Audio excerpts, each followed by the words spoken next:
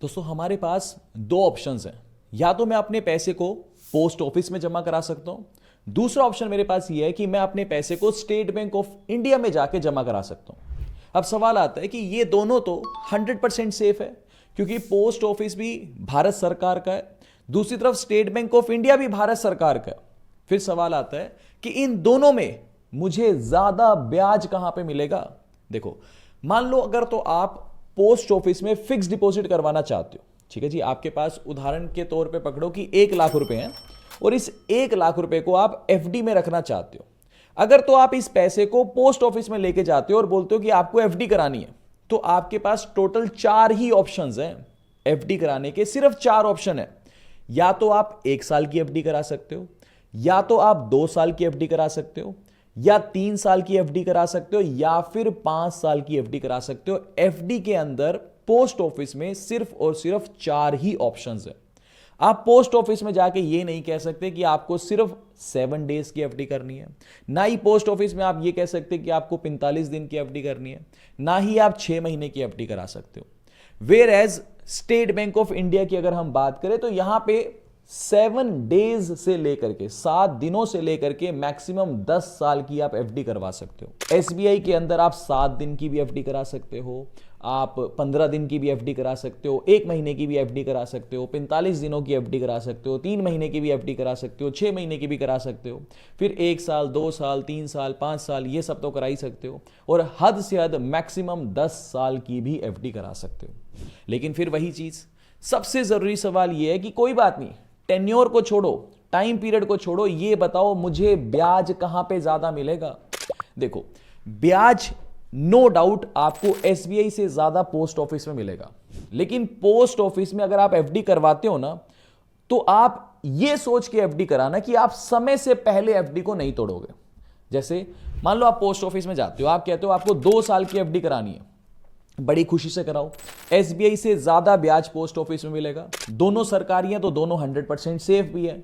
लेकिन अगर post office में 2 साल की एफडी करवा रहे हो ना, तो 2 साल से पहले वो एफडी नहीं टूटनी चाहिए।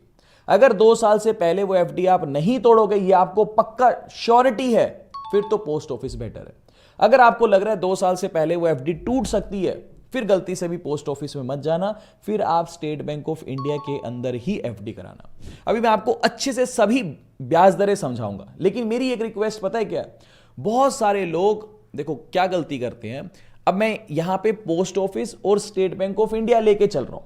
बहुत सारे लोग क्या कमेंट करेंगे कि यार पोस्ट ऑफिस या स्टेट बैंक ऑफ इंडिया से ज्यादा ब्याज अगर एफडी पे ही लेना है, तो आप किसी स्मॉल फाइनेंस बैंक के अंदर एफडी कराओ। वहां तो आपको 8%, 8.5% का भी इंटरेस्ट रेट मिल जाएगा एफडी के अंदर, नो डाउट मिल जाएगा। लेकिन मेरा इस टॉपिक का ऑब्जेक्टिव ये है कि मैं आपको भारत की सबसे सुरक्षित जगह पे कंपैरिजन करके दिखाऊं, क्योंकि पोस्ट ऑफिस सबसे सुरक्षित जगह है। आपका पैसा कोई चांस ही नहीं है डूब जाए। स्टेट बैंक ऑफ इंडिया दूसरी तरफ, बस मैंने एसबीआई का एग्जांपल लिया। आप देश के अंदर जो 12 सरकारी बैंक है, उनमें से किसी को भी पकड़ सकते हो। ये सबसे सुरक्षित जगहें हैं, ठीक है, सुरक्षित। हालांकि स्मॉल फाइनेंस बैंक्स भी हैं, लेकिन बहुत सारे लोग आज भी भारत में ऐसे हैं जिनको सिर्फ सरकारी बैंकों पे ही विश्वास है। आप समझ गए? इसीलिए मैंने पोस्ट ऑफिस और एसबीआई का कंपैरिजन किया। तो प्लीज इसके अंदर स्मॉल फाइनेंस बैंक्स को आप मत सोचना, समझ गए ना बात को? ऐसे तो फिर देखो, अगर मान लो एफडी करानी है, ऐसे तो फिर मैं कॉर्पोरेट बॉन्ड में इन्वेस्ट कर दूंगा, जहां पे मैं रिस्की कंपनीज में पैसा इन्वेस्ट कर लूंगा, वहां तो मेरे को 12-13% के भी रिटर्न्स मिल जाएंगे। तो पैसा देखो, हर किसी का गोल अलग है, हर किसी का रिस्क एपेटाइट अलग है, करेक्ट है? तो इसीलिए हम पोस्ट ऑफिस और एसबीआई को लेके चल रहे हैं, ठीक है? चलो, अब पोस्ट ऑफिस में आप अपना 1 लाख रुपए लेके पहुंच गए। पोस्ट ऑफिस में अगर आप अच्छे से कंपैरिजन समझना, 1 साल की एफडी कराते हो पोस्ट ऑफिस में, तो आज की डेट में 1 साल की एफडी पे 6.9% का इंटरेस्ट रेट मिल रहा है। पोस्ट ऑफिस में अगर आप 2 साल की एफडी कराते हो तो आपको 7% का इंटरेस्ट रेट मिलेगा। पोस्ट ऑफिस में अगर आप 3 साल की एफडी कराते हो तो आपको 7.1% का इंटरेस्ट रेट मिलेगा, और पोस्ट ऑफिस में अगर आप 5 साल की एफडी कराते हो तो आपको 7.5% का इंटरेस्ट रेट मिलेगा।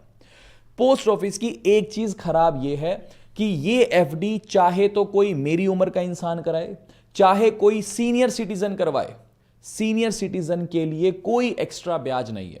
यानी सबके लिए ही सेम ब्याज है। वेयर एज आप एसबीआई के अंदर या भारत के किसी भी बैंक के अंदर आ जाओ, एक एडवांटेज ये रहता है कि सीनियर सिटीजन्स के लिए बैंक्स ½ % एक्स्ट्रा इंटरेस्ट रेट दे देते हैं। समझ गए? चलो अब एसबीआई के इंटरेस्ट रेट्स को देखते हैं। एसबीआई में अगर आप सारे इंटरेस्ट रेट्स नहीं बता रहा तो कंपैरिजन कर रहे हैं तो यही इंटरेस्ट रेट्स बता रहा हूं, 1 साल 2 साल ऐसे करके। एसबीआई में अगर आप 1 साल की एफडी कराते हो तो 6.25% का इंटरेस्ट रेट है। यही अगर एसबीआई में कोई 1 साल की एफडी कराते हो और वो सीनियर सिटीजन है तो ½ % एक्स्ट्रा इंटरेस्ट रेट मिलेगा, उसको मिलेगा 6.75% का इंटरेस्ट रेट। ऐसे ही एसबीआई के अंदर अगर कोई 2 साल की एफडी कराता है तो उसको 6.40% का इंटरेस्ट रेट मिलेगा। सीनियर सिटीजन अगर कोई 2 साल की एफडी एसबीआई में कराता है तो उसको 6.90% का इंटरेस्ट रेट मिलेगा। 3 साल की एफडी कराने पे 6.30%, सीनियर सिटीजन को 6.80%, 5 साल की एफडी कराने पे भी 6.30%, सीनियर सिटीजन को 6.80%। और अगर एसबीआई में कोई 10 साल की एफडी करवाता है तो उसको 6.05% का इंटरेस्ट रेट मिलता है। लेकिन 10 साल की एफडी अगर कोई सीनियर सिटीजन कराता है तो उसे 1% एक्स्ट्रा इंटरेस्ट रेट मिलता है, यानी 7.05% का इंटरेस्ट रेट मिलता है। अब दोनों को अगर आप कंपेयर करो, अगर तो कोई नॉर्मल सिटीजन है 60 साल से कम उम्र का, तो उसके लिए तो साफ साफ दिखाई दे रहा है कि जी पोस्ट ऑफिस के अंदर एफडी अगर हम कराते हैं तो पोस्ट ऑफिस की एफडी बहुत अच्छे रिटर्न्स दे रही है। क्योंकि 1 साल की एफडी कंपेयर करो, एसबीआई 6.25% दे रहा है, पोस्ट ऑफिस 6.9। 2 साल की एफडी पे 6.40 एसबीआई का है, उधर पोस्ट ऑफिस में 7%। 3 साल की एफडी पे 6.30% है, वहां पे 7.1% है। वहीं 5 साल की एफडी पे एसबीआई 6.30% दे रहा है, वेयर एज वहां पे 5 साल की एफडी पे 7.5% मिल रहा है। सीनियर सिटीजन्स के भी अगर आप एसबीआई के इंटरेस्ट रेट उठा लोगे, वो भी पोस्ट ऑफिस के इंटरेस्ट रेट से कम है। समझ गए बात को? अच्छा, एक चीज और है, अभी मैं आपको यह चीज बताऊंगा कि पोस्ट ऑफिस में फिर नुकसान क्या है एफडी कराने के, वो बताता हूं। लेकिन उससे पहले एक चीज समझो, पोस्ट ऑफिस में अगर कोई सीनियर सिटीजन है वो जाके एफडी मत करवाना, कभी मत करवाना। अगर आप सीनियर सिटीजन हो, आपकी उम्र 60 साल से ज्यादा है, या फिर अगर आप सीनियर सिटीजन हो और आप रिटायर्ड हो, आपकी उम्र 55 साल से ज्यादा है, या फिर अगर आपका डिफेंस बैकग्राउंड है, वहां से आप रिटायर्ड हो और आपकी उम्र 50 साल से ज्यादा है, इन केसेस में आप कभी भी पोस्ट ऑफिस में जाके एफडी नहीं कराओगे। हमेशा अगर आपको पैसा इन्वेस्ट पोस्ट ऑफिस में करना है तो सीनियर सिटीजन सेविंग स्कीम के अंदर पैसा इन्वेस्ट करोगे। ये एक तरह की एफडी है, ये समझो 5 साल की एफडी है, क्योंकि सीनियर सिटीजन सेविंग स्कीम में आपको 8.2% का इंटरेस्ट रेट मिलेगा, जो एफडी से कई गुना ज्यादा है। इसीलिए बोल रहा हूं, अभी मैं आपको सीनियर सिटीजन सेविंग स्कीम के ऊपर भी अभी हम आएंगे, बट अभी के लिए आप ये समझ लो कि पोस्ट ऑफिस में जो एफडीआं हैं ये नॉन सीनियर सिटीजन करा सकते हैं, मेरी उम्र के लोग करा सकते हैं। लेकिन अगर कोई सीनियर सिटीजन है वो पोस्ट ऑफिस के अंदर एफडी नहीं कराएगा, सीनियर सिटीजन सेविंग स्कीम में ही पैसे को इन्वेस्ट करेगा। अब यहां तक कहानी क्लियर है कि एसबीआई या किसी भी दूसरे सरकारी बैंकों से पोस्ट ऑफिस के इंटरेस्ट रेट्स अच्छे हैं। लेकिन सवाल आता है, पोस्ट ऑफिस की कमी बताओ। पोस्ट ऑफिस की कमी यह है कि अगर तो आपने 2 साल 3 साल 5 साल जितने भी टाइम की एफडी करी है, अगर तो आप उसे बीच में नहीं तोड़ते तो पोस्ट ऑफिस बेस्ट है, पोस्ट ऑफिस में जाके एफडी करो। लेकिन अगर आपको लगता है कि आप बीच में उसको तोड़ सकते हो तो प्री मैच्योर विड्रॉल की जो पेनल्टी है ना, वो बहुत ज्यादा खराब है पोस्ट ऑफिस में। पोस्ट ऑफिस कहता है कि अगर आपने, इमेजिन करो, 3 साल की एफडी कराई, 3 साल की एफडी पे 7.1% का इंटरेस्ट रेट मिलता है। अब मजबूरी वर्ष आपको लगा कि 3 साल की एफडी कराई, मजबूरी वर्ष अब आपको लगा कि 3 महीने के बाद ही मुझे एफडी तोड़नी है, तो पोस्ट ऑफिस कहता है कि शुरू के 6 महीने चाहे कितनी भी मजबूरी हो, आप एफडी को ब्रेक कर ही नहीं सकते। अगर आपने 6 महीने से लेकर 3 साल की एफडी कराई है, लेकिन 6 महीने से लेकर 1 साल के बीच में अगर आप एफडी तोड़ना चाहते हो तो आपको एफडी का कोई इंटरेस्ट नहीं मिलेगा, सेविंग्स अकाउंट का इंटरेस्ट रेट मिल जाएगा। यानी पोस्ट ऑफिस में सेविंग अकाउंट का इंटरेस्ट रेट है 4%। तो अगर मान लो आपने 3 साल की एफडी कराई, 3 साल की एफडी पे 7.1% का इंटरेस्ट रेट है, आपने एफडी तोड़ना चाहा 8 महीने के बाद ही तोड़ दो, तो 8 महीने का सेविंग अकाउंट का इंटरेस्ट रेट 4% है, तो आपको ब्याज मिलेगा 4% के हिसाब से 8 महीनों का ब्याज मिल जाएगा। ठीक है। अब मान लो 3 साल की एफडी कराई, आप इस एफडी को इमेजिन करो 1.5 साल के बाद तोड़ना चाहते हो। 3 साल की एफडी 1.5 साल के बाद। तो कितना टाइम कंप्लीट हुआ है? 1 ईयर कंप्लीट हुआ है। हालांकि 1.5 साल कंप्लीट हो गया, लेकिन पूरा कंप्लीशन तो 1 साल हुआ है। 1 साल की एफडी पे देखो, 3 साल की एफडी पे 7.1% इंटरेस्ट रेट मिल रहा था, ठीक है, इसको साइड में रखो। आपने 1.5 साल के बाद एफडी तोड़ दी। अब पूरा समय तो 1 साल हुआ है, 1 साल की एफडी पे 6.9% ब्याज था, इस पे 2% पेनल्टी लग जाएगी, यानी आपको 4.9% के हिसाब से तो 1 साल का ब्याज मिल जाएगा। दूसरी तरफ बचे 6 महीने, ये जो 6 महीने हैं, इन 6 महीनों के ऊपर 4% के हिसाब से सेविंग्स अकाउंट का ब्याज मिल जाएगा। समझ के बात को? तो इस तरीके से ये काम करते हैं। सबसे बेकार बात पता है क्या है? अगर आप 5 साल की एफडी करा रहे हो ना, तो इसको बहुत संभल के कराना, ये बीच में नहीं तोड़ पाओगे। 5 साल की एफडी का कैलकुलेशन ये है कि आप पहले 4 साल तक उस एफडी को तोड़ ही नहीं सकते। किसी भी हालत में एफडी को तो कितनी भी इमरजेंसी आ जाए, एफडी नहीं टूटेगी। अगर आपने 4 साल के बाद मैच्योरिटी से पहले, मान लो 4.5 साल के बाद भी एफडी तोड़ी ना, तो इतना बेकार इंटरेस्ट रेट है, पूरे 4.5 साल के ऊपर आपको सिर्फ सेविंग्स अकाउंट का ब्याज वो दे देंगे, बस। समझ गए? तो इसीलिए मैं आपको बोल रहा हूं, पोस्ट ऑफिस में एफडी कराओ, बड़े शौक से कराओ, 100% सेफ है। भारत सरकार के पास ही तो पैसा जमा हो रहा है, लेकिन समय से पहले अगर आपको तोड़नी पड़ गई तो फिर गड़बड़ हो जाएगी। तो ऐसा पैसा जमा करना जिसकी आपको गारंटी है कि मैं इस पैसे को समय से पहले नहीं तोड़ूंगा, ठीक है जी। अच्छा, वेयर दूसरी तरफ स्टेट बैंक ऑफ इंडिया में भी तो प्री मैच्योर विड्रॉल पे कुछ ना कुछ पेनल्टी लगती होगी। देखो, चाहे एसबीआई हो या भारत के जितने भी ये कमर्शियल बैंक हैं, जैसे आपके आईसीआईसीआई, एचडीएफसी, फलाना जो भी है, ठीक है, सरकारी बैंक जो भी हो गए, मतलब प्राइवेट हो गए, आईसीआईसीआई, एचडीएफसी सारे प्राइवेट हो गए, और सरकारी चाहे बैंक ऑफ बड़ौदा, पीएनबी वगैरह, एसबीआई, इनका रूल क्या है? ये बोलते हैं, जैसे एक एग्जांपल ले लेते हैं इसमें भी। मान लो आपने 2 साल की एफडी कराई स्टेट बैंक ऑफ इंडिया में, 2 साल की एफडी पे 6.40% है। आपने एफडी तोड़ दी, इमेजिन करो 1 साल के बाद ही। तो 1 साल की एफडी पे जब आपने एफडी कराई थी, उस टाइम पे 6.25% इंटरेस्ट रेट था। तो 6.25% माइनस 1% पेनल्टी, यानी 5.25% के हिसाब से आपको ब्याज मिल जाएगा। 1.5 साल बाद तोड़ते तो जो 1.5 साल का ब्याज था, ठीक है जी, उस पे 1% पेनल्टी लग जाती और फिर आपको बचा हुआ पैसा मिल जाता। बड़ी इजी कैलकुलेशन है। पोस्ट ऑफिस की कैलकुलेशंस थोड़ी सी मुश्किल है। अच्छा, थोड़ा सा आगे बढ़ते हैं। अब एफडी की बात कर रहे हैं तो टीडीएस तो कटता ही है। पोस्ट ऑफिस में अगर आप एफडी कराते हो तो कोई टीडीएस नहीं कटता, टीडीएस वो काटते ही नहीं है। मान लो चाहे आपको एफडी से, इमेजिन करो किसी ने 50-60 लाख रुपए की एफडी करा दी पोस्ट ऑफिस में, एफडी से ही अगर मान लो किसी को 3-4 लाख रुपए साल का ब्याज आ गया मान लो, तो भी कोई दिक्कत नहीं है, कोई टीडीएस नहीं कटता। समझ के बात को? हालांकि जो आपको 3-4 लाख रुपए ब्याज आया है वो आपकी इनकम माना जाएगा और अपनी इनकम स्लैब के हिसाब से आपको ब्याज भरना पड़ेगा, लेकिन टीडीएस कोई नहीं कटता। वहीं अगर मान लो भारत के जो कमर्शियल बैंक है, एसबीआई, पीएनबी, आईसीआईसीआई, एचडीएफसी, जो भी ये कमर्शियल बैंक है, इनके अंदर टीडीएस लगता है सेक्शन 194A के तहत। जो ये टीडीएस लगता है, ये क्या बोलता है? अगर तो मान लो कोई नॉन सीनियर सिटीजन है, मान लो इमेजिन करो मैं हूं, मेरा अगर ब्याज मैंने एफडी करा रखी है एसबीआई में, मेरा एसबीआई के अंदर ब्याज अगर 50,000 से ऊपर चला गया तो 10% पैसा कट के मुझे ब्याज मिलेगा।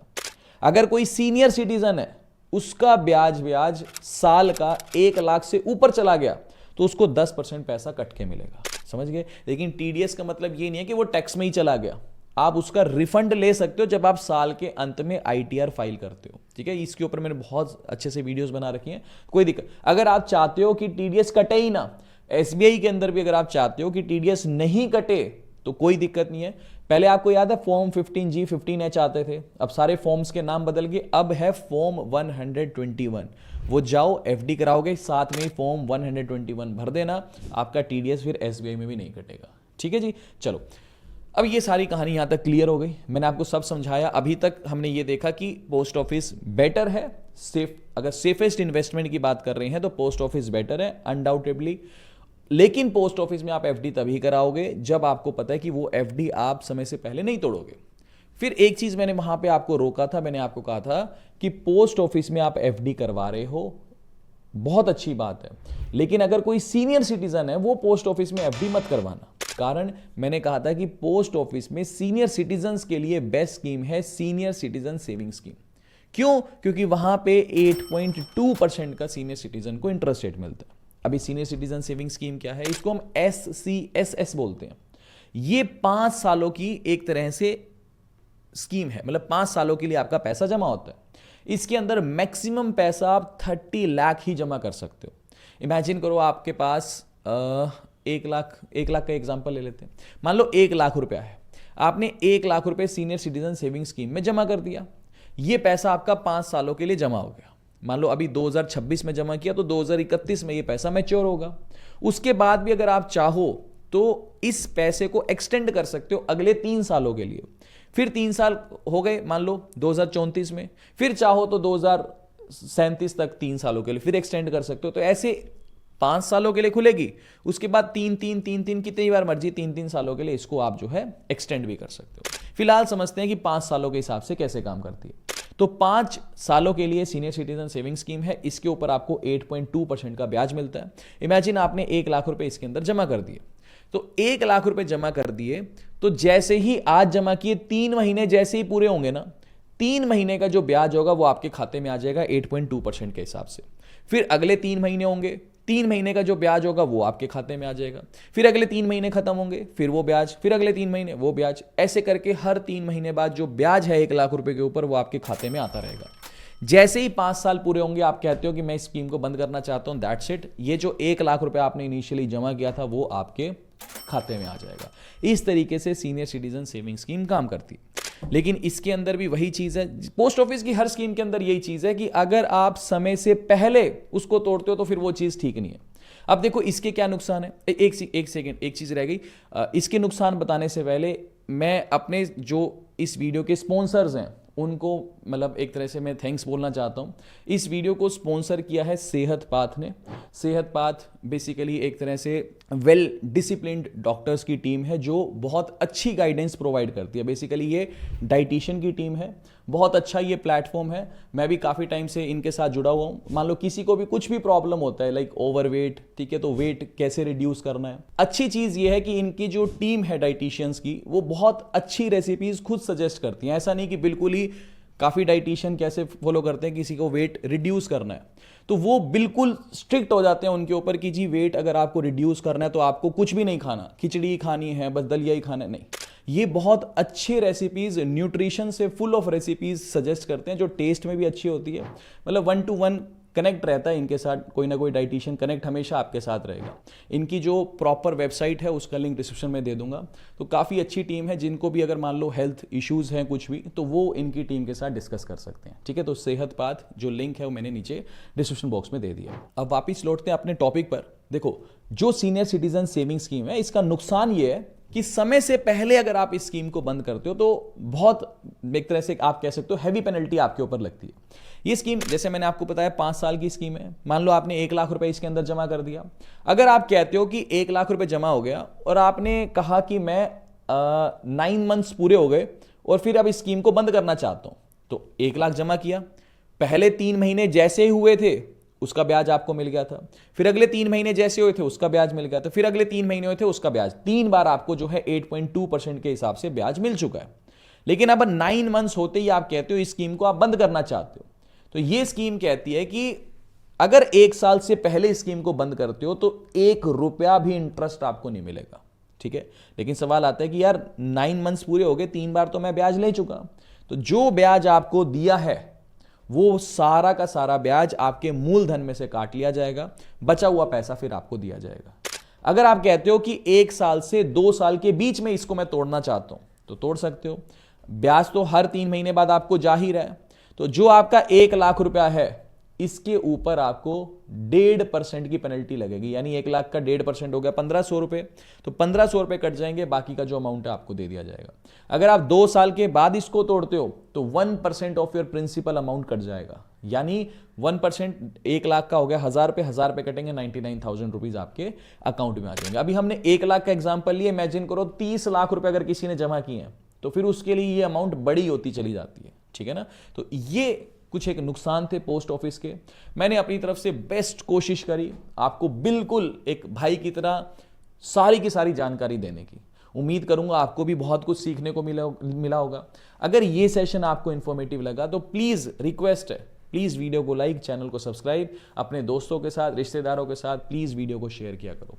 मिलते हैं आपसे अगली वीडियो में। अभी के लिए this is end of the video. Thanks for listening and thank you all.